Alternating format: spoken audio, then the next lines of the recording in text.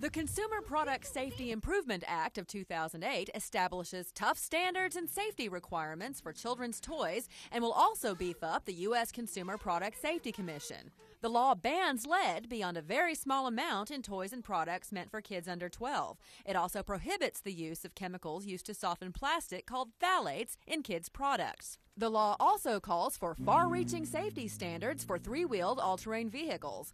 The bill bans any new three-wheeled ATVs from being imported or distributed in the U.S. until mandatory consumer product safety standards are in place.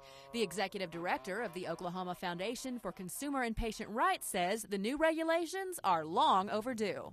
It would seem to the foundation that this is very common sense stuff. No amount of lead is a good amount of lead in children's toys, for example.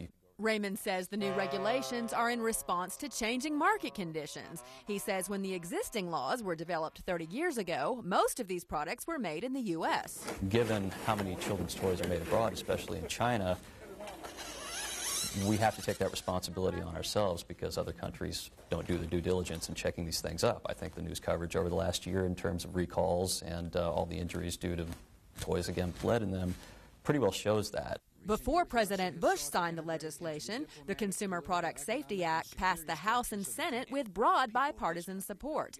89 senators voted for it. Senator Tom Coburn was the only member of the Oklahoma congressional delegation to vote against it, and it passed the House with just one member voting against it. I think it shows that this legislation is something that is just common sense. It's something that everyone could agree on. I would think that any American parent could look at this and say, well, why wouldn't this sort of legislation be in place? And if this legislation hadn't been in place, why not? The bill also calls for the creation of a larger searchable database of information on the Internet about recalled and dangerous toys. Raymond says parents need to pay close attention to the information. I would encourage parents to go to the Consumer Product Safety Commission site or go to other consumer group sites and look at the variety of recalls. Look at the specifics of these recalls, from retailers that have these toys to where they're to what they are, what essentially was or why they were recalled. I would look at all that because it's pretty stunning if you haven't taken a look at it. Because the law contains so many provisions, it could take up to 4 years before it goes into full effect. In Oklahoma City, Lori Rasmussen, Oklahoma News Report.